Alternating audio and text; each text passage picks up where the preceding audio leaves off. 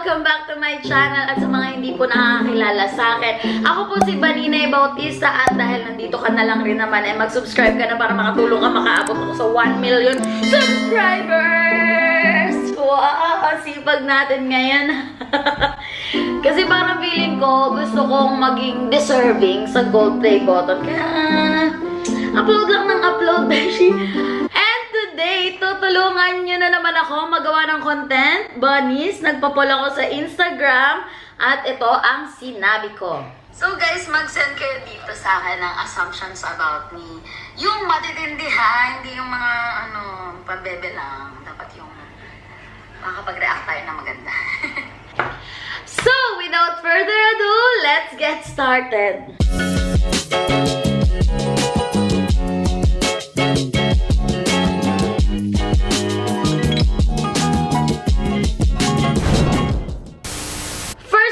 Kailangan muna nating alamin ano ba talaga ang ibig sabihin ng assumptions. Dahil baka mali kasi ako ng pagkakaintindi. A thing that is accepted as true or as certain to happen without proof. Siguro parang impression nyo sa akin, hula nyo, suspicions nyo about me, at dahil dyan, simulan na natin. Excited ako sa mga ganito, beshi, okay? Pagod ka nang maging single. Alam mo, feeling ko oo. Kasi ang tagal na. Pero dahil mag-isa ako nakatira dito sa Indonesia, mas na-enjoy ko yung sarili ko. I'm loving myself now, more than ever. Gusto mong mag-FHM model. Totoo. Dati, nung sexy pa ako, nagpo-post ako sa mga, mirror. Tapos nagtatry ako yung towel lang, tapos sexy suot. Pero parang di naman tayo mabibigyan yung chance ngayon. Ay, wild. Wild daw ako, Oo, aminado ako. Sobrang wild ko. Malandi! Hindi assumption yan. That's a fact. Nakapag-ano na kayo ni Ben. Hindi na V. Alam nyo, V po ako talaga. Up to now. Vanessa pa rin ako up to now. Gusto ko to. Happy ka ngayon? Yeah, I'm super happy. Tama. My secret BF. I think parang never naman magkakasikreto sa buhay ko dahil my life is an open book. So, kahit nga hindi secret BF, wala talaga akong secret in general. That's false. Maharot. Oo, kapatid siya ni Malande. So, pinsan din siya ni Marupok. All of the above, ganun po ako. Kasi kamag-anak ko po silang lahat. Okay na? Okay na? Virgin. Hindi pa po. Oh my gosh. Buntis ka ba, ate? Hoy, grabe. Ganun na ba kalaki yung tiyan ko? Ang sama mo. Well, sabi ko kasi, grabehan nila. So, arte pa ba? Nagkaroon na ng kuto. You're right, Beshi. Actually, meron pa rin hanggang ngayon. Tingnan nyo nga. Pero oo, halos lahat naman siguro dumaan sa mga face na ganyan nung elementary days, kahit nung high school days. Kasi madali akong hawahan ng kuto. Hindi ko alam kung bakit. Pag nakatabi ko sa tulog, ay, meron na din ako, besh. Went out on a date tapos may kasamang chaperone.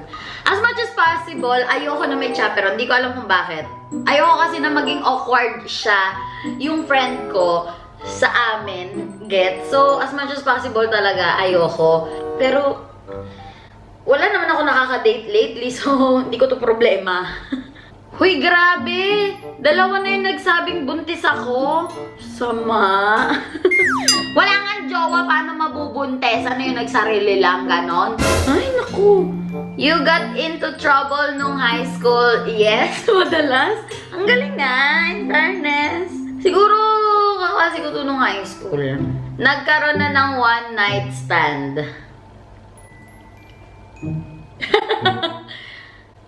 Sasama ko ba yun? Madalas nangyayari yan sa akin. Tumatayo ako pag gabi. Hindi ko alam kung bakit. Pero madalas nakatayo lang ako sa gabi. Uli. Bakit po ang dami yung boyfriend? Wala nga! Kuli! Mahilig sa Chinese. Chinese food, hindi. Pero, Chinese boys, hindi rin. Kakataon lang naman, sure.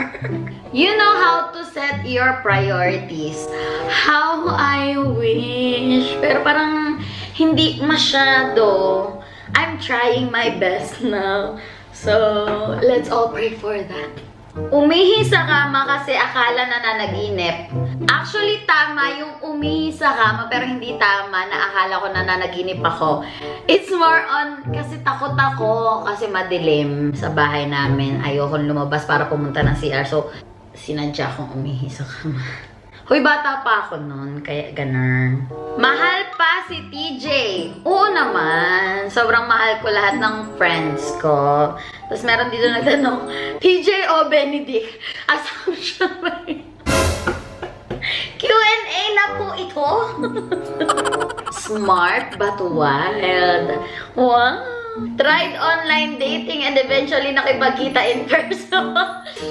Yes. It's a yes. Nag-Tinder na ako dati, pero hindi naman para dun sa chuk-chak besh. Siyempre, pag kinakabahan ako, nihihakap ko kasi sorry. Siyempre, para makipagkaibigan, kaya nagkita kami in person. Tapos isang beses lang nangyari yun. Hi, feeling ko nanonood siya. Na in love kay Kuya Ben. I love Ben. This is the reality. Sobrang love na love ko siya. Pero I don't think in love ako sa kanya. Iba yung I love you sa I'm in love with you. So, wala pa ako dun sa I'm in love with you. I'm in love with you. Gets? But ang dami nagsasabing hindi na ako virgin.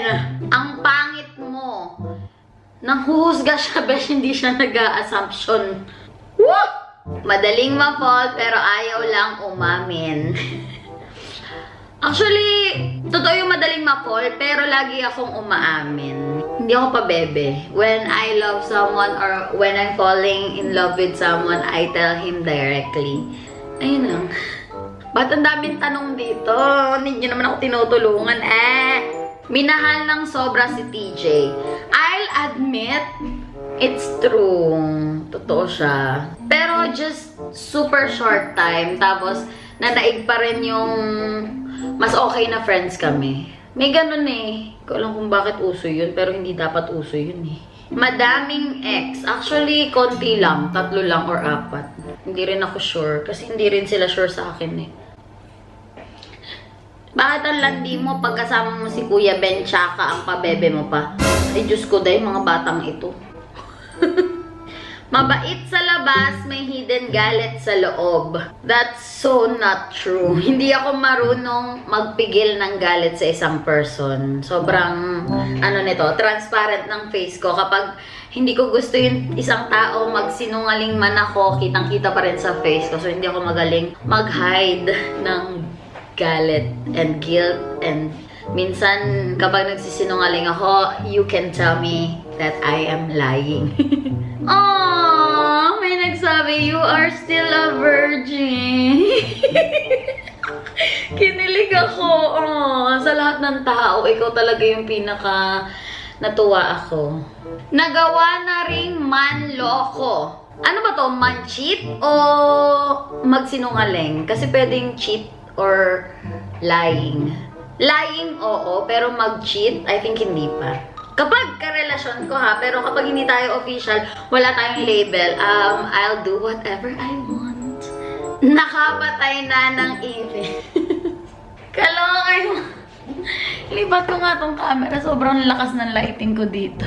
Di po ako takot sa ipis. If yun yung gusto nyo malaman. At syempre nakapatay na ako ng ipis kasi ako talaga lagi yung tagapatay kasi hindi nga ako takot.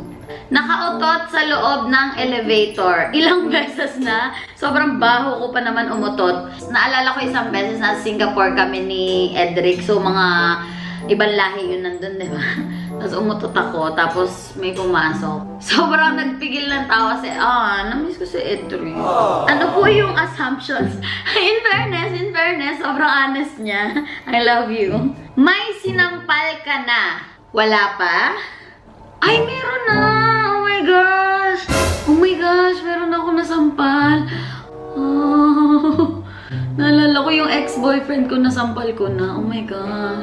Sasabihin ko sana hindi pa ako nakakapanampal pero nakasabunot na ako ng babae. Nakapasabunot na rin po talaga ako ng babae, guys. So, tama yung kanina, I am wild.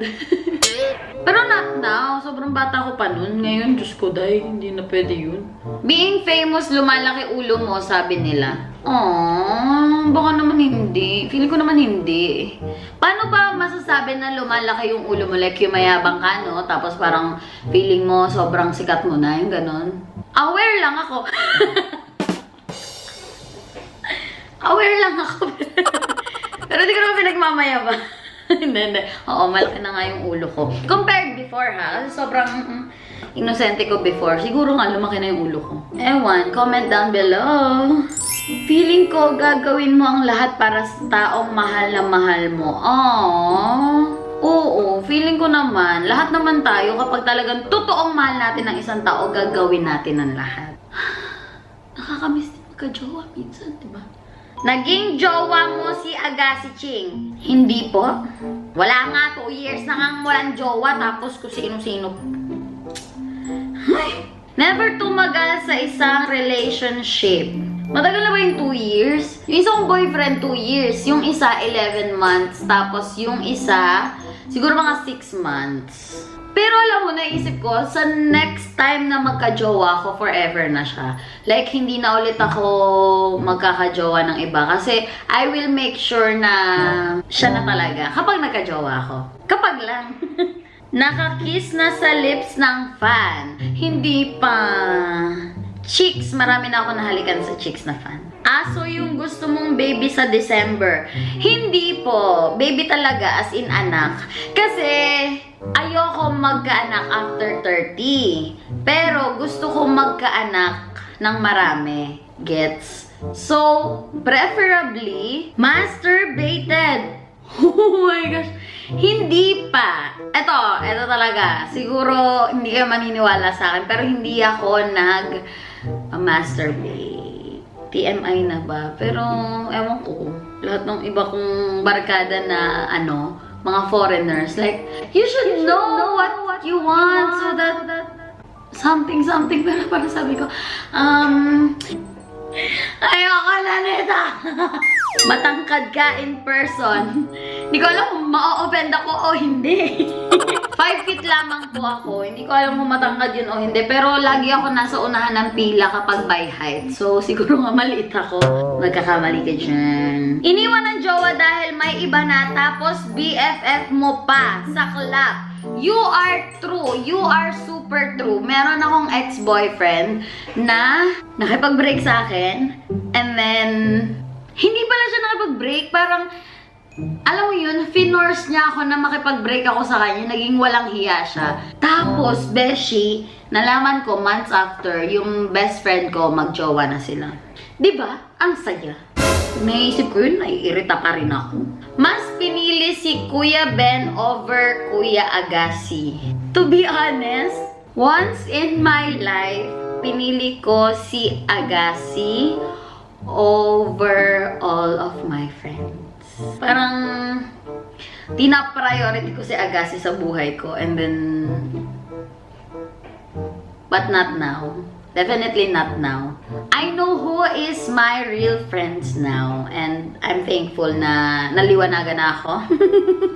Sobrang bait mo po, tas bibigyan mo po ako ng VIP ticket sa concert mo po.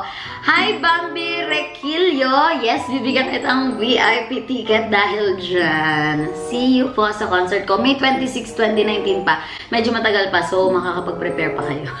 Ang laki ng dede mo. Totoo yan? I get that comment a lot. Sobrang sinasabi nila nagawa daw yung boobs ko. Sa tingin nyo ba gugustuhin ko na mamroblema sa malaking boobs? Syempre hindi. Hindi ko pinagawa yung boobs ko. So, gusto kong i-end on yung video. Like, gusto ko pa siyang pabawasan actually. Kasi, it makes me more fat in screen. Tingnan nyo. Kung wala yan, hindi naman ako mukhang ganito kataba, beshi. It's a no for me. Kasi sana inuna ko yung tiyan ko, no? Kung magpapagawa ako, I think papalitin ko yung tiyan ko, tapos palalakihin ko yung balakang ko. Like, eto, mas wide sana. Kasi para bottle talaga. I think that's it, guys. Thank you so much sa time nyo. Thank you so much sa mga assumptions na ipinasa nyo sa akin. And again, don't forget to like, subscribe to help me reach my goal. And comment down below. See you guys soon. Bye, bunnies. I love you.